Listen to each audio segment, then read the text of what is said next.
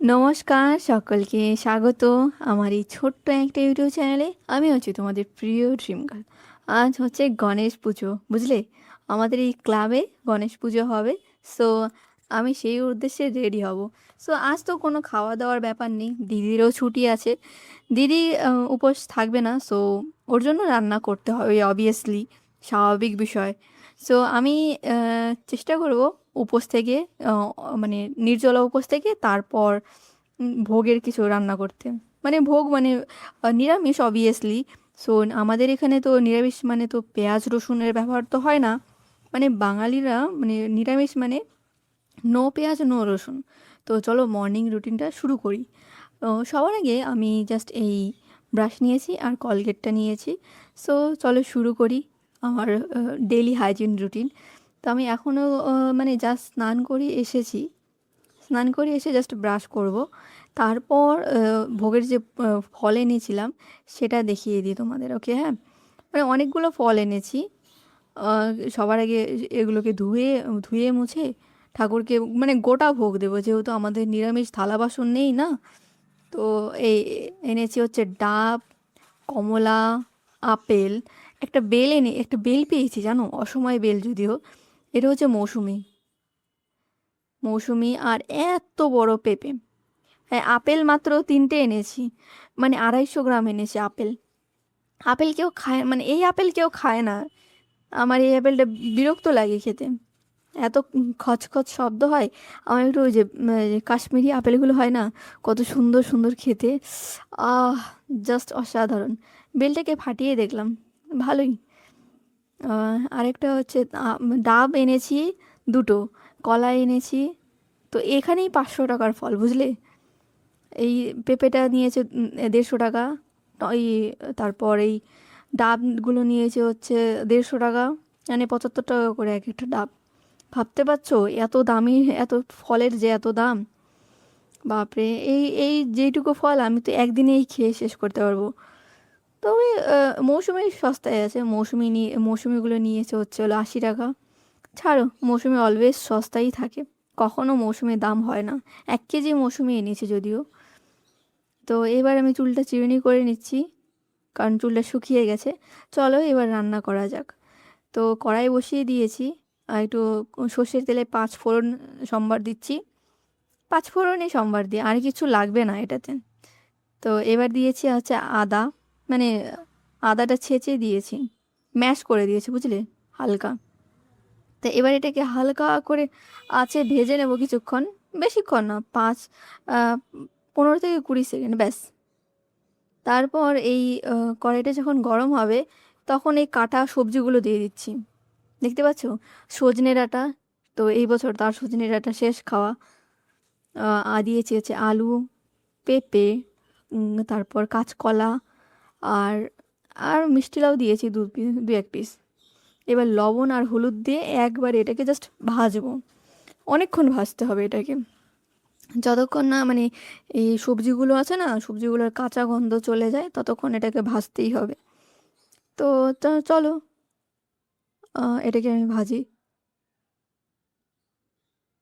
তো আমি যে বলছিলাম আমার দিদি, ও থাকবে না, কারণ ওর না পিরিয়ডস হয়েছে, বুঝলে?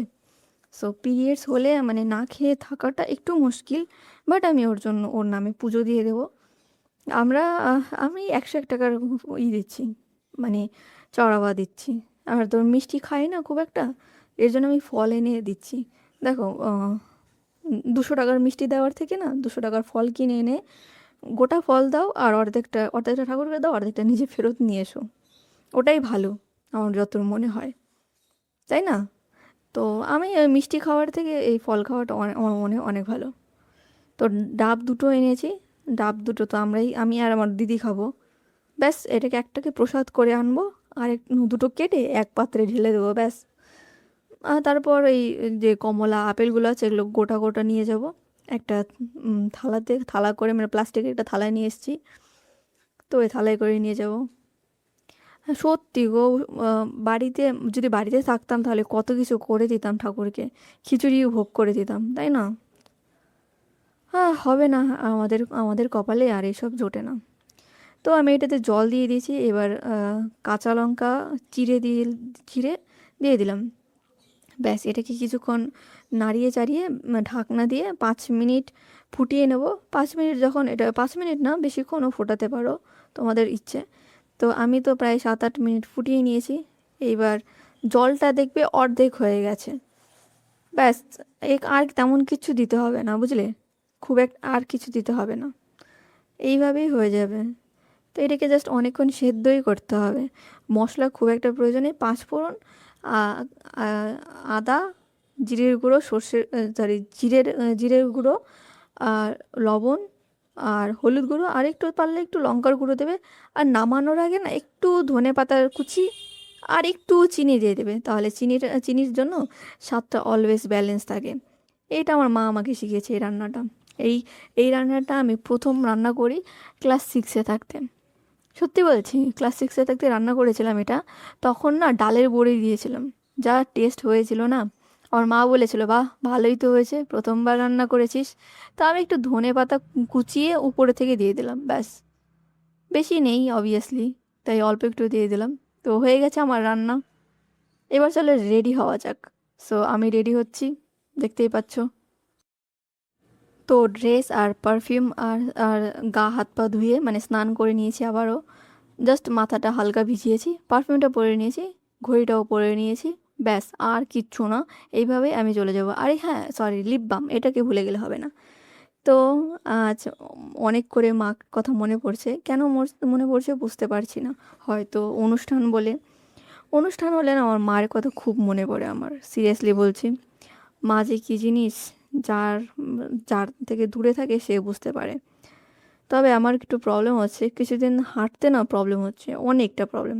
কী যে মানে হাঁটতে মানে বুঝতে পারছি না কিসের প্রবলেম হচ্ছে, বাট মনে হয় লিগামেন্টে টান লাগছে অনেক। তো আমি আমার তখন চেষ্টা করলাম যে ঘাড় নাড়িয়ে দেখতে, ঘাড়েও মানে গলাটা মানে ঠিক আছে কিনা। তো চেষ্টা করলাম যে হ্যাঁ ঠিক আছে। তো যেহেতু গরম, তো এটা তো ইউজ করতেই হবে, ফ্যান। সো নিলাম। এবার চলো যাওয়া যাক। নমস্কার। শুভ শুভ গণেশ চতুর্থী। ভালো না? জয় গণেশ, জয় গণেশ। তো পুজো দিয়ে চলে এসেছি, এখন বাজে হচ্ছে হলো 3টে। তো এখন আমি খালি পেটে মানে প্রসাদ খেয়েছি, খালি পেটে প্রসাদ খাওয়ার পর এখন একটু জাস্ট বিটরুট জুসটা খাচ্ছি, কারণ খিদে পেয়েছে। আর জুসটা তো প্রতিদিন খাওয়াই হয়, তো বলেছি। তো চলো এটা খেয়ে আমি এখন ওই প্রসাদটা আনতে যাচ্ছি। এখন সন্ধেবেলা প্রসাদটা আনতে যাচ্ছি, কারণ আমাদের যে ক্লাবটায় আমাদের মাইকে বলেছে যে সন্ধেবেলা আপনাদের প্রসাদ দেওয়া হবে। তো আমার তো একটা ডাব, চারটে চারটে কমলা, চারটে মৌসুমি, আর ওই গোটা যে পেঁপেটা আছে ওটাকে অর্ধেক বলেছি যে অর্ধেক আমাকে দাও, অর্ধেক তোমরা রেখে দাও। হ্যাঁ। আর কলা দিয়েছি, কলা 4টে দিয়েছি, ব্যাস। তো ওরা দেখে অবাক হলো যে তুমি আমাকে জিজ্ঞাসা করলো যে তুমি কোথায় থাকো, এত ফল নিয়ে কেন এসছো, 4টে মিষ্টি দিলেই তো হতো। আমি বললাম, না আমাদের না আমরা না খুব একটা মিষ্টি খাই না, মানে খেলেও মানে আমাকেই খেতে হয়, আমার দিদি তো মিষ্টি মুখেও দেয় না। তো আমি বললাম, যে টাকা দিয়ে মিষ্টি কিনবো সে টাকা দিয়ে ফল কিনে ঠাকুরকে দিই, ঠাকুর খুশি হবে, তাই না? তো ওরা খুশি হয়ে বললো, তুমি না একটু দাঁড়াও, তোমাকে আমরা একটু প্রসাদ দিয়ে দিই। তো ওরা না ফ্রাইড রাইস বানিয়েছে, দেখো কত সুন্দর না, কি মিষ্টি মানে একটা মিষ্টি সুবাস আসছে এটা থেকে। প্রসাদ বলেই মনে হয় এত সুন্দর করে বানিয়েছে, তাই না? আমি তো পুরো ভক্তি ভরে খেয়েছি, মানে খেয়েও হয়েছি, আবার আমাকে দিয়েও দিয়েছে এতটা। মানে আমার পেট ভরে গেছে, কিন্তু তবুও আমাকে এগুলো দিয়ে দিয়েছে, বলে নিয়ে যাও বা রাত্রে খেও। মানে আমি বলছি, কাকু সন্ধে হয়ে গেছে, আবার রাত্রে কখন খাবো? তো দিয়েছি আলুর দম, পায়েস, 5 ফল, মিষ্টি, চাল প্রসাদ, সন্দেশ। কত সুন্দর, তাই না? হ্যাঁ, এটাই বোধহয় আমাদের বাঙালিদের মধ্যে একটা ঐক্যবদ্ধ, যে আমরা পুজোতে যত ব্রাহ্মণ হই বা বৈষ্ণব হই সবাই একসাথে চলে আসি। তো যেহেতু একটু হালকা খিদে পেয়েছে, দিদির সাথে আমি এটা মানে ছাতুটা শেয়ার করছি। এখন কিন্তু এখনই কিন্তু 9টা বাজে। আর ওই প্রসাদটা আমার দিদির জন্য, আমার জন্য মোটেও নয়। আমি খেয়ে চলে এসেছি। আমি এই প্রসাদ পেয়েছি হচ্ছে হলো ঠিক 5টা বাজে, বুঝলে? তো এখনকার জন্য এই পর্যন্তই। টাটা, বাই বাই। শুভ গণেশ চতুর্থী। Bye bye. ভালো থেকো, দেখা হবে, টাটা।